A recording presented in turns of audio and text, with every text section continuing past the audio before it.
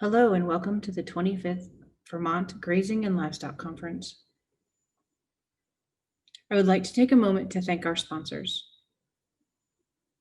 I would like to thank the National Grazing Lands Coalition, Food Animal Concerns Trust, Morrison's Custom Feeds, Rural Vermont, and the Vermont Agency of Agriculture, Food and Markets. I would also like to thank our partners. I would like to thank the United States Department of Agriculture, National Institute of Food and Agriculture, and the National Resources Conservation Service. I would also like to thank Cedar Tree Foundation and the Forrest C. and Francis H. Latner Foundation. Thank you for joining us for the 25th Grazing and Livestock Conference. The conference is brought to you by the University of Vermont Extension Center for Sustainable Agriculture and the Vermont Grass Farmers Association. Enjoy the content.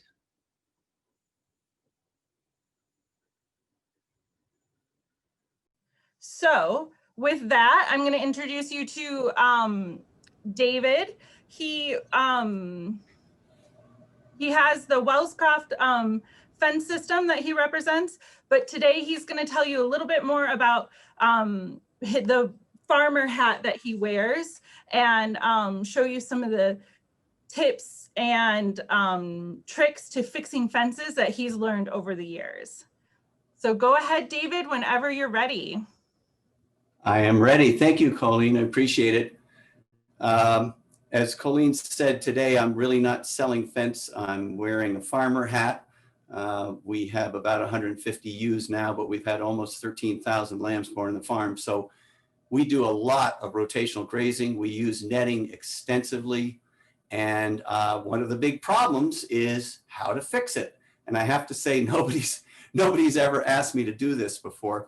So I'm going to kind of jump around and would love to have your questions at the end because maybe you have a really good idea about how to fix netting. One of the first things I want to mention is in the fall, we're always taking our net down. And one of the tricks I find is to take some flagging and actually mark where there's a break, because you know what's going to happen. If you don't do that, you're going to roll it up tight. Then in the spring, when you're really crazy running around, you're going to roll this net out and say, oh, why didn't I fix that? So we take a little orange flagging, we write what it is, and then we roll it up. And then in the winter, next to the garage wood stove or something like that, we fix these. So I just wanted to mention that little trick. Now, the next thing I want to mention that a lot of people make a mistake on is when you buy a roll of netting, you get a net repair kit. All right. And the net repair kit is something that you want to keep track of, and don't just put it in a pile because there's different kits for different fences. So I like to write down, like, this is a pig repair kit. This is electro-stop repair kit, and keep them someplace safe where you know where they are. And then just briefly, I'm sure many of you used it, but I'm just going to go over in the repair kit, you have a little bit of everything, and you have a base for your posts. So when you buy, there we go. So when you buy a replacement post, it's not going to have the bottom part on it like you normally have, like this. And so you might have to ask for an extra one or two, but keep these kits separate. The reason why there's different types of polywire in each of them is that the netting itself has a non-conductive bottom, or unless it's quick ground, it has a different top. And so you want to keep track of that. So netting kits, very important. If you are the kind of people that like to use your little sways, the little electrical connections, we also sell them separately so that, if you're trying to make the connection. I don't use them a lot, to be honest with you, because I think that if you make a square knot or you make a double half hitches and you're fixing, that you're going to get almost as much connection. What you do not want to use is you do not want to use these little things as like a crimp that's going to hold it together, because they won't hold.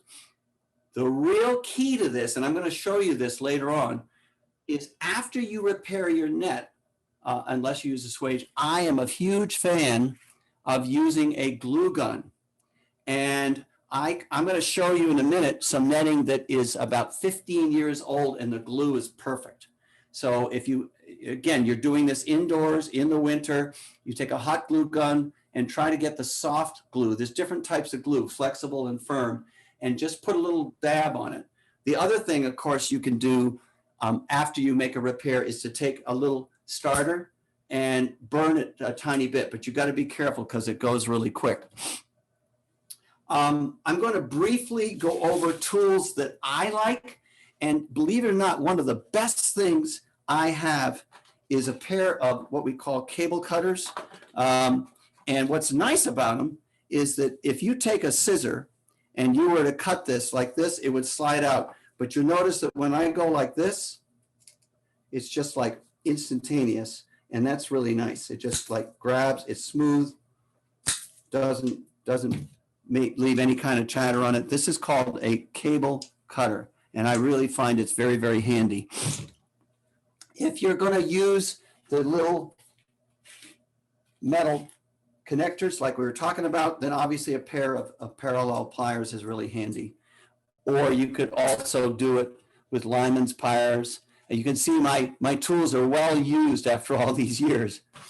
So that's handy. And if you're done cutting, you can always, just as I said earlier, take and just put a little bit of a bend on it, a little bit of a burn, and that's it. It can't come undone now. See, look, I can't undo this at all. So that was pretty quick. So now what I want to talk about now is some of the ways to repair net, all right? And remember, are any of you really been farmers a long time? Do you remember the old pigtail posts? Well, there's all kinds of generations now of newer posts, and it seems that Premier is getting them heavier and heavier and more solid, which is nice. You know, like a replacement post today, look at the difference in the diameter between these. The reason I mention that is that now you don't have the automatic bottom of the pig, have one of these. And by the way, if you've never done this, you have to obviously put the bottom wire in here first, okay? And then you slide this on so it's caught on there. And then you see now it's permanently in this post. All right.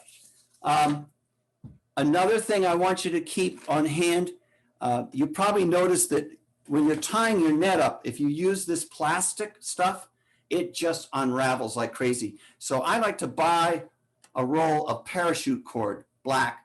And one of the things that we do is, it's very good because it holds a knot firmly, but when you buy netting, it has two ties on one post at the beginning and nothing on the other end. So I always add a third one on the other end so that if I need to tie and I come up against something that doesn't have that option, then I can do that.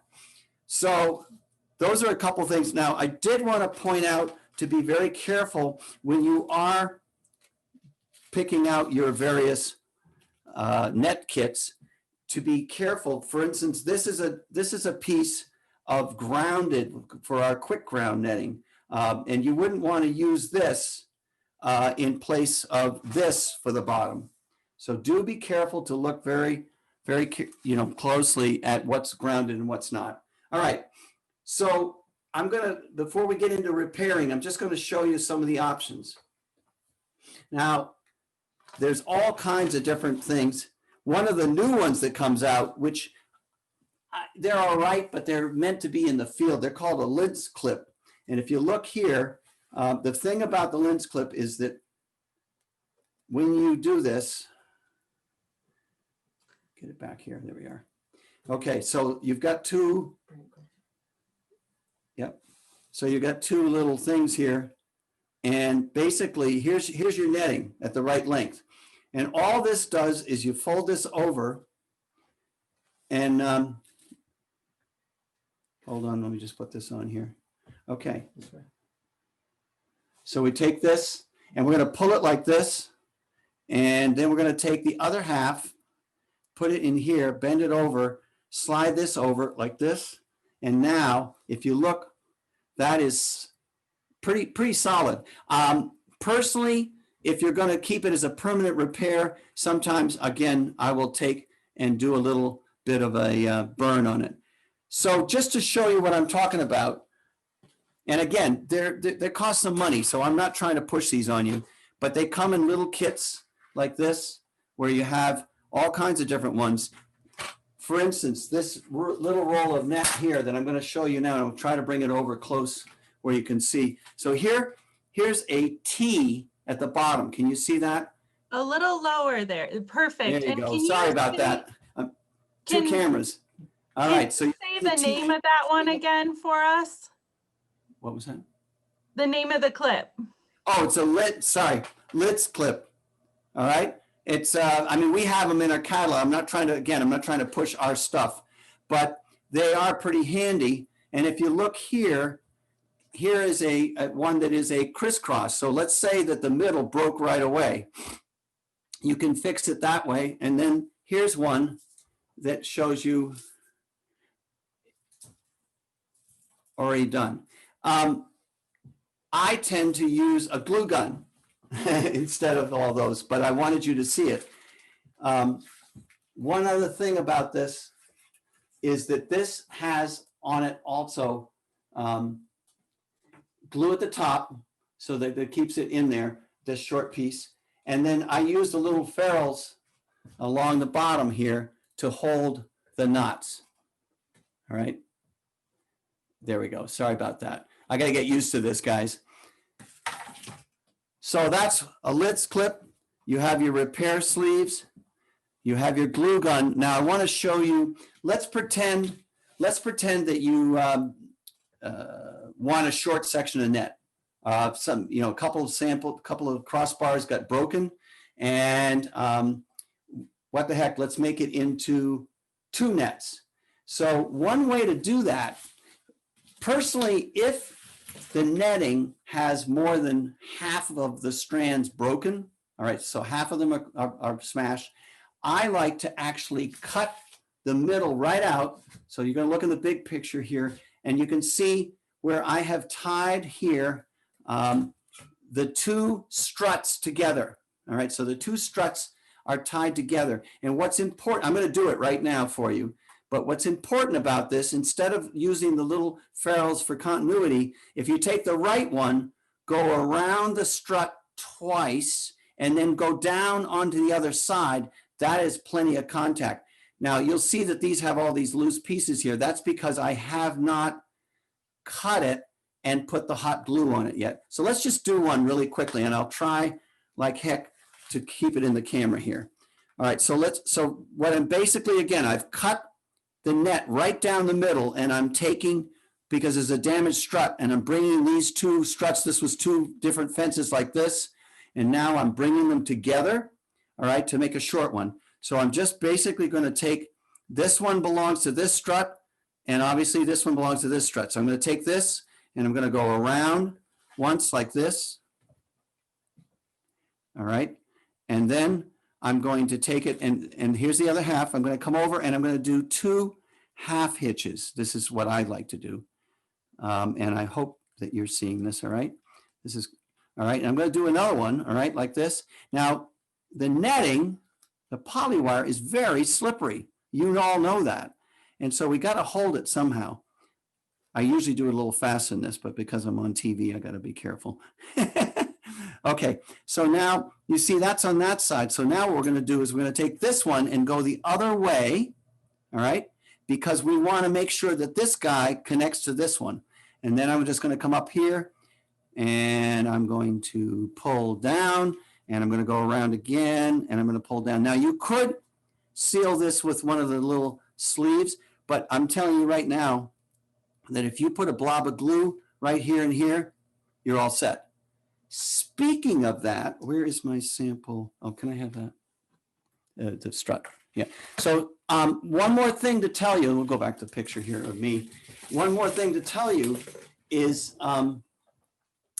don't throw all your old nets away. You know, obviously, if they start to get damaged, keep your posts and keep the struts, because a lot of times the strut will come loose from, for instance, you might have a strut break right here, you know, right halfway along. And you know what you do? You literally take and glue, just like you're splitting a broken bone, just glue these together. And this still has a little bit of flexibility to it. So save some of the struts. I guess we're probably talking to some poultry people here. So I should explain that netting comes in two different styles. We have a strutted net and we have a stringed net. This, for instance, is a stringed net. You'll see that it has no struts in it. It's what your poultry net is and things like that, as opposed to people who are grazing sheep and pigs and all, and that's a strutted net. So I just want to make sure you understand what I'm talking about. But while I have this up here, as crazy as it sounds, I want to show you very briefly. I pulled this out. This roll of netting is about 12 years old, all right? And I had to shorten it. And so I'm going to show you, just so you believe me, this right here is, let's see if I can get close up on it. So this is where I told you about connecting the two together. This is 12 years old with the glue. I don't know if you can see the glue on it. And so basically I took the left one over the right and the right one over the left. And that looks pretty good for 12 years old, personally. So that's why I'm just a real fan of using the glue. Okay. Now, let's pretend that you want to make that short roll of net I was talking about earlier. You can take a super polywire. There's a company that I deal with that has what they call a net ending kit. And in it, it's got some ferrules, which you need, okay? And you can see right here, you've got these little ferrules. This is a super conductive piece of polywire, all right? Super conductive piece of polywire. And it has two net clips, which is another thing that you need. So see these, you know, the clips? These are the clips that go in the end of netting, all right? And so what you can do, and I'm going to show you one right now that got fixed that way. This one, which is the one I was tying off earlier. Let's see how we do this in the picture. Well, so here is the tab right there on the bottom, okay? And I think give me the big picture. And yeah, there you go. There's the tab. And then it comes down and it's attached. I touch it with a little glue to this one. And then it comes down. And if you notice, it's attached here in the middle. And then we go down to the next one. It's attached here in the middle and here and here and here, all the way down, so that we have continuity to that little net clip up here, okay? And that's called a net ending kit, not very expensive. And so it comes, the only thing, what do you suppose, audience, here's a little question for you. What do you suppose, let's say you cut your net in half, okay?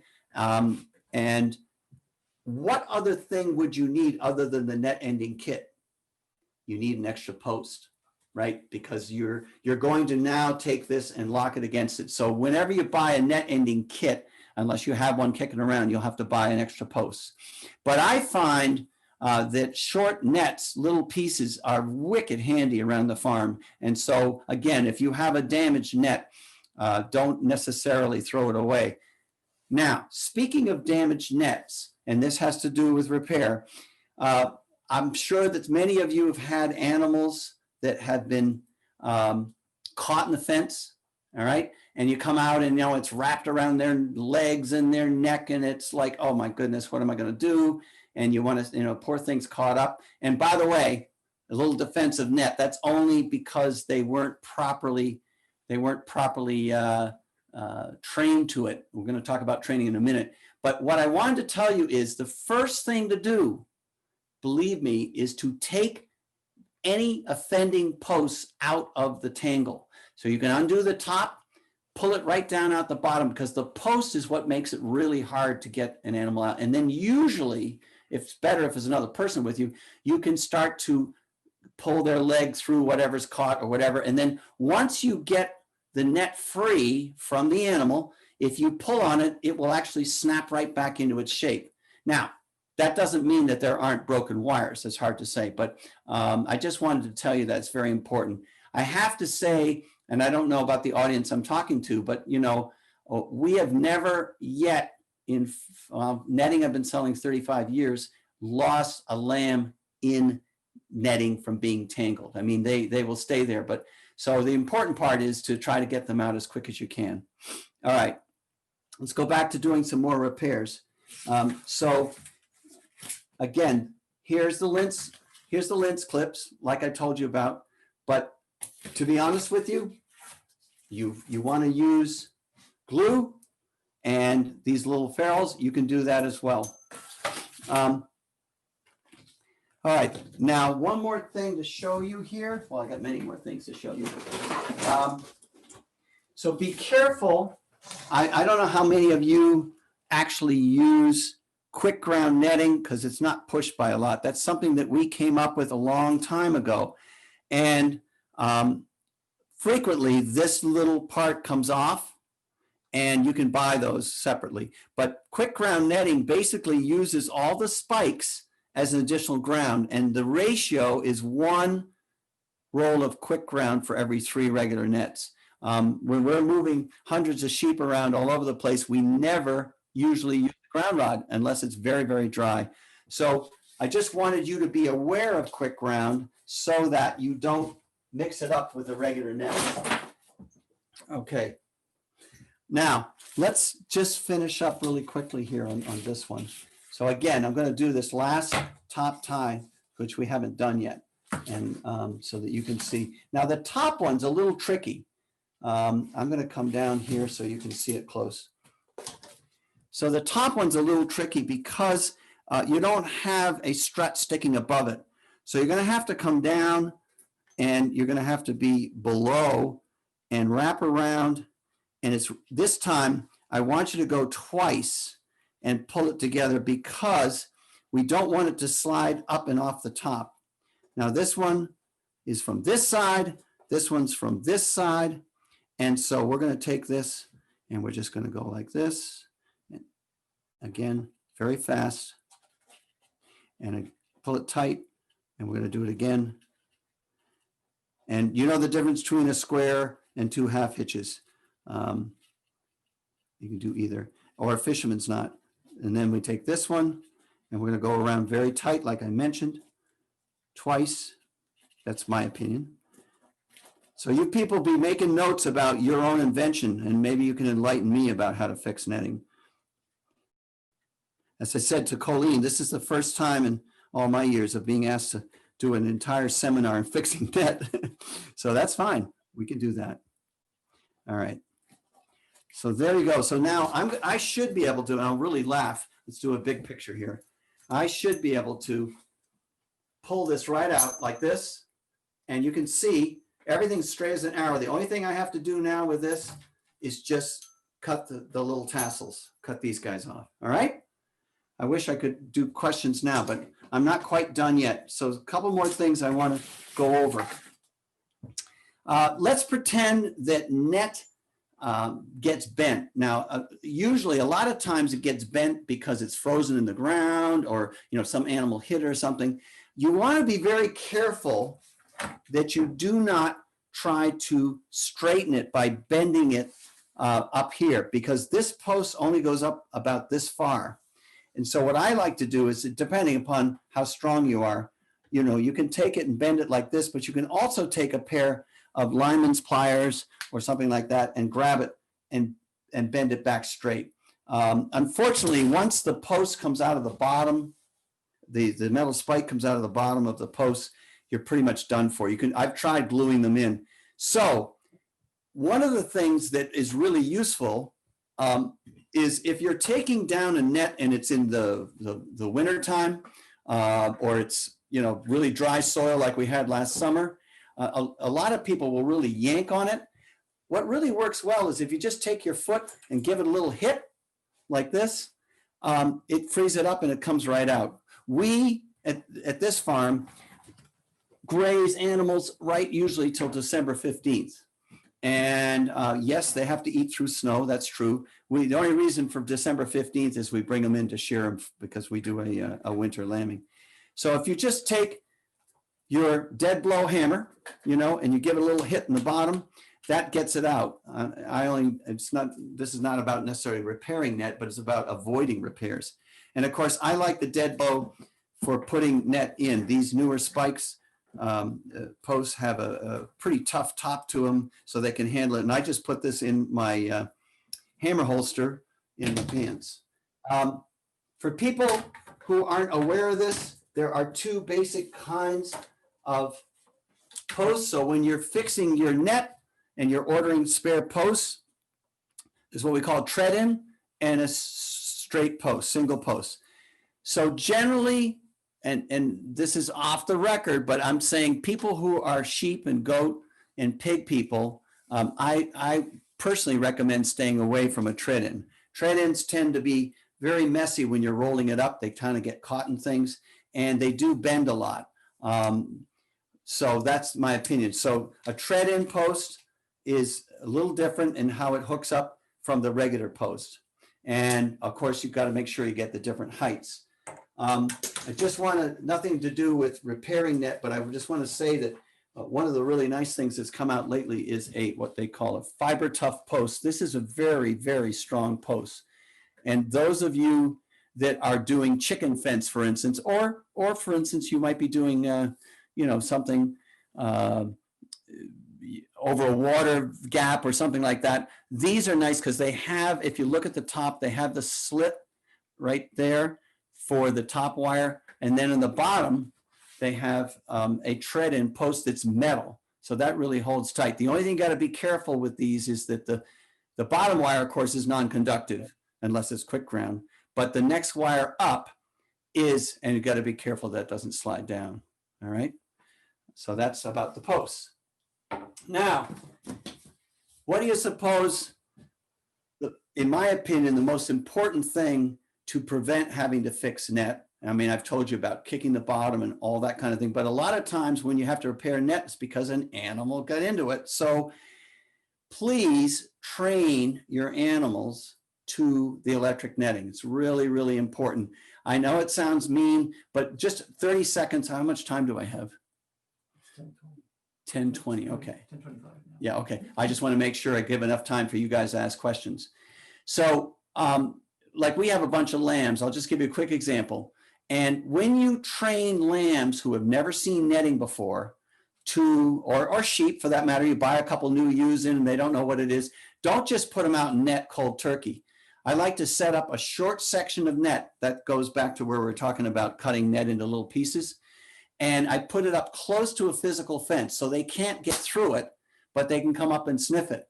You can put a little grain if you want on there on the back side, or you can take and put some molasses. This is believe it or not, this is crazy, but this is a tuna fish can. And the tuna fish can is opened up and you can put some, whatever animal it is. If it's a deer, you put apple scent. If it's a raccoon or a pig, you put, you know, some meat in there. And what happens is the whole thing becomes electric, and suddenly they go and they put their nose in it, and the next thing you know, zap. When I do my fence clinic every year, I always show the people there, I'll take a short section of net and I will actually let, say, 40 replacement lambs out, and they come over and they get a bite, and then they all get taught to it. And then what happens after that is you want to take your netting and put it across an area. And once they're trained, you're not going to have a problem. That's so important is doing that. Obviously, an important part of keeping your net from getting damaged and repairing it is some kind of tester. You need some sort of tester. I carry these little things in my pocket. They are an inductive tester. This is actually a tester where you stick a probe in the ground. Really important. And do you know what the biggest single mistake people make with electric netting or any electric fence is? They don't test their ground. You always want to test your ground. If you have quick ground netting, put this on the ground rod. put this on the tab at the bottom of the quick ground, because remember, an energizer will energize the path of least resistance. And if you have a whole lot of grass, which you do with net, on the fence becomes a better ground than the ground rod. So just keep that in mind. Again, I'm trying to avoid repairing. So we could probably open up this. Do we have enough time, Colleen, for some questions? We do. Thank you so much. I feel like you're covering so much that we have just a few questions though. That's up to you. I can keep on talking. Yeah, so I've got 2 questions. Let's see if we can hit those and then we'll see what else comes in for us. Please add your Q&A, your questions for David into Huva's Q&A chat on the right hand of your screen. So what our question, the first one we're gonna start up with is spike maintenance. We have someone who's experiencing that once the spike bottom gets rusty, that they don't go into the ground as well. Do you have any recommendations for preventing that or repairing it once they get in that situation? Not really. I mean, it generally is not a big problem. I mean, I understand what they're saying, and you're right. I mean, as soon as you steel wool it off, it's going to rust the next day. The habit is it just gets in there. But they might want to try, and again, I'm not trying to sell anything here. They might want to try the dead blow hammer. I mean, it does make a difference. You probably know the trick of using a masonry bit in a cordless drill for frozen ground or really difficult ground. Last year, of course, we were very dry for part of the season, but if you are grazing somewhat lush grass, which you're supposed to be, usually that ground isn't that dry. I don't know if that helped her, but there's no point in painting it or anything, because the action of pushing it into the ground is just going to take off whatever you put there. So I didn't really help you a lot. Maybe invest in one of these. Next. Yeah. All right. And then, so could you describe rolling up fences? We've Yes. got some questions about how I'm best. delighted to have you do that, because it's not about repair. So before we do that for one section, is everybody all set on repairs? I mean, I went through it quickly. Yeah. Yes. So the questions that are rolling in now are about rolling up and about getting the right charge, proper charge. So yes. Okay, so netting, let me talk about the charge 30 seconds. So netting, depending on which net it is, if it's a cattle net or a horse net or a deer net, that doesn't require as much energy initially because the bottom wires aren't in the grass. But generally speaking, and actually I'm going to spend a minute, this is really important you understand this. Don't ever believe miles of fence or acres. It's a bunch of BS, sorry. So I'll give you an example. A 1 joule, and joule is electrical measure of energy. That's how it's sort of like the horsepower of a car, all right? And a 1 joule energizer will do 4 acres of cattle or horse fence, all right? 4 acres. A 1 joule energizer will do up to maybe 8 rolls of netting, which is a 1/4 acre, which is 1 acre, excuse me. But a 1 joule energizer will only do like 2 rolls of poultry net. And that's because so much of it's in the ground. So whatever you do, it's important. Wherever you buy your fencing, don't go for the cheapest one. In New England, because we're so lush, I tend to jump up 1 joule. Like if the book says do a 1 joule, buy a 2 joule, you won't regret it. That's that question answered. What was the other one? Oh, rolling up. Yeah, big problem. First of all, you guys, Colleen has somewhere in there directions on how to put out and roll up netting. It's a PDF that you can grab. The big thing, let me just spend a second. So when you first open up your roll of net, remember to save your net kits, repair kits. That's important. And then the next thing is, before you do anything, undo the 2 tabs.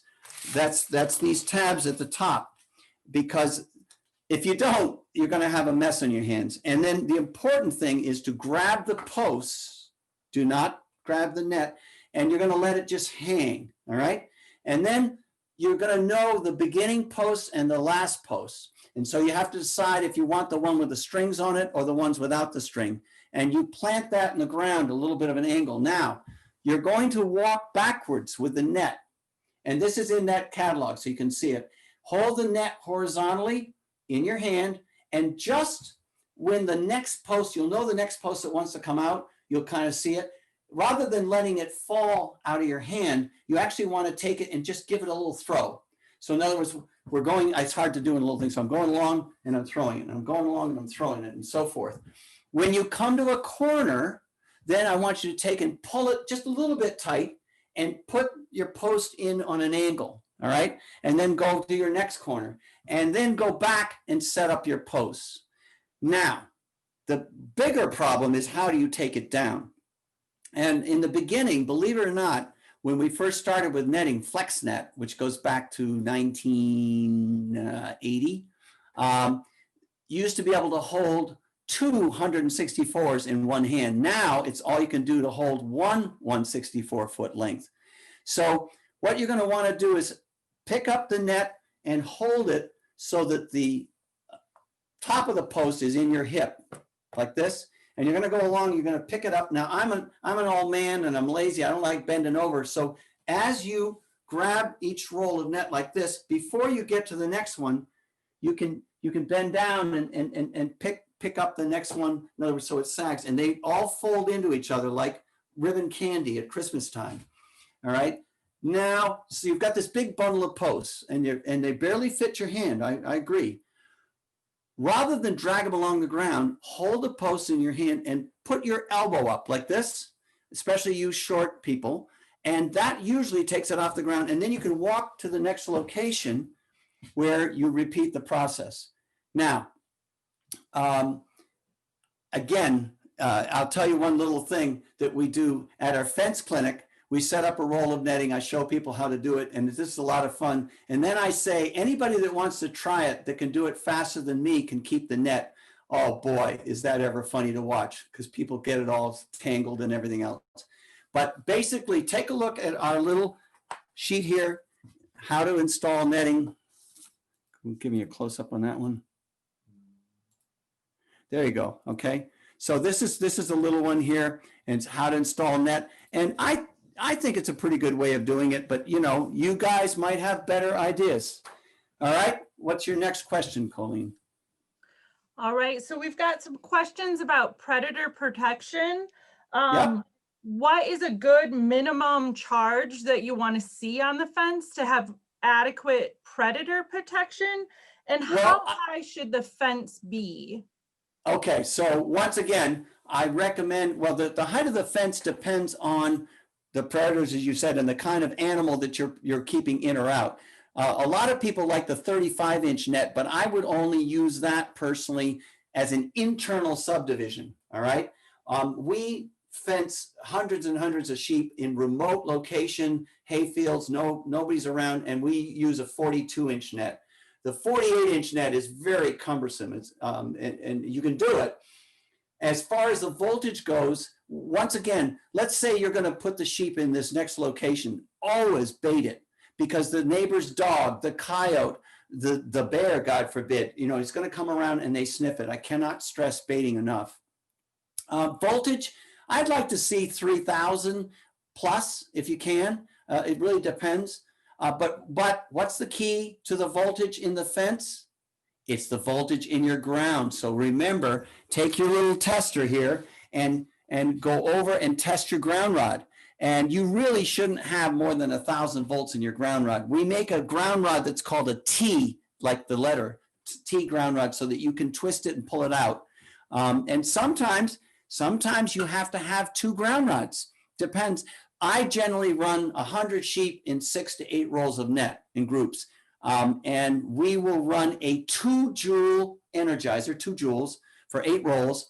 And we use 2 rolls of quick round versus the 6 rolls of regular.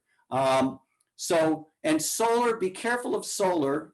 Solar's wonderful. I just want to mention it because a lot of people get conned into buying these little solar chargers and they don't do anything. the joule rating's the same, whether it's solar or plug-in or battery. But you do want to be careful as you get into the winter months, because we have less solar light. We have 13 hours of solar light in the summer, and we have only 3 hours of solar light in the winter. And if your battery drops below 40% charge, it will freeze. So that's a quickie. All right, next question. All right. So could you do one more, like a little review on how to quickly repair, I'm sorry, I lost my place. Quickly repair the net? No, a single broken strut. So if we just have a single broken strut. Not a strut, a strut? Okay, yep. Yep. One of these. Yes. Yeah. Okay. Yep. So actually, thank you, Colleen. You reminded me of something. Have you ever had a situation where let me do this, and I'm going to talk about the strut. This is a stringed strut. Okay. This is a regular plastic strut, but sometimes let's see if I can show you this. This ball gets broken out, and the polywire comes out, and all you got to do is put it back in and give a blob of hot glue or some kind of glue. But in terms of repairing this strut, what you want to do is cut these pieces off. I mean, you could put it around, and what you're going to do is you're going to glue it to the broken one. So you're going to take this. Here's your strut. Let's pretend this is broken right here. All right. And we're going to glue, just like splinting a broken bone, here and here. And it does work. And it just takes a second. Remember, most of this repair, like repairing a strut, you're going to do in the wintertime. And again, I want to repeat to people who came in late, if you have more than half of your struts and polywire is broken, then you should just cut that piece right out, put it back together again, so it looks like this, which I just showed you guys. All right, so here's where the two of them are together, and that's perfectly usable. The only thing you're seeing here is you're seeing the tails, because I haven't glued them yet. Does that answer that? That does. Thank you.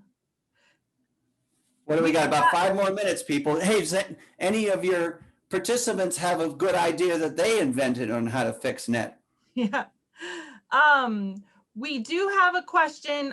They'd like you to review baiting the fence. Sure. And again, I'm not pushing this, but in our catalog, sorry, there's a whole page about baiting. So the idea is to get the predator to come over and investigate the fence, all right, as opposed to driving through it. And there's various ways of baiting. Like, for instance, if you had a vegetable garden, we put peanut butter in tin foil, or we have what we call apple scents. When you're talking about a predator that is a carnivore, i.e. going to eat your pigs, sheep, goats, or newborn cattle, then you want them to come over. The biggest example of this is we have thousands of fences dealing with bears in beehives. A great big huge bear, and he comes over and he's being shocked by a 0.15 joule little energizer, but he sticks his nose in this. And I like this kind of tuna fish can only because you can keep anything you want in here, tuna or beef jerky. I don't care what it is, bacon. Some people bacon. The idea is to get them to investigate. And if we are going into a new area where there's no humans around, it's like a hayfield in the middle of nowhere, we will actually set up the net ahead of time and bait it ahead of time. I will put in a plug for your next talk coming up, and that's about guard animals. And I'll just briefly say, we're going to have a couple of great people talking about not only geese, donkeys, dogs, and llamas, but what they do is they are a secondary defense to the electric. So what happens is if a coyote comes around and he's chasing the sheep might run into the fence, knock it down. But if you have a guard dog, he's going to be right at the edge of that fence, barking or the geese are going to be squawking, or the llama's going to be right there. And you'll see pictures, I think, in the next talk coming around. So that's what I would say. Does that answer? That does. Thank you so much. Again, in the catalog is a whole page of how to bait. Yep. Someone wanted to let you know that they just read in a book that a farmer puts dead mice on his fence when he takes them out of the mouse traps to get those carnivores to bait. Hey, there you go. The only thing I would be careful of that is to make sure it was in a trap and not eating poison. Right. Yeah. Listen, that's fine. I mean, it could be a real issue. Let me just say one more quick thing, because some of you might be grazing where there's a neighbor has a dog that's particularly a problem. The best thing that neighbor can do is to walk along with the dog with it on a leash and let the dog kind of come over and sniff and get a shock, as opposed to jumping through. Because once they learn, believe it or not, domestic dogs are almost as much of a problem as coyotes.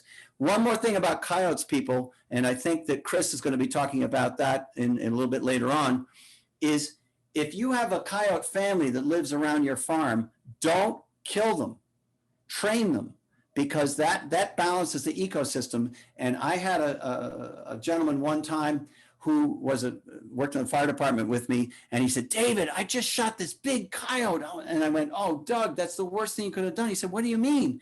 And sure enough, within a week, a whole new family of coyotes moved in that had outsmarted the fence and started killing my sheep. So if you can train your wildlife, be they, whatever, ahead of time, it really makes it much better. All right. What else?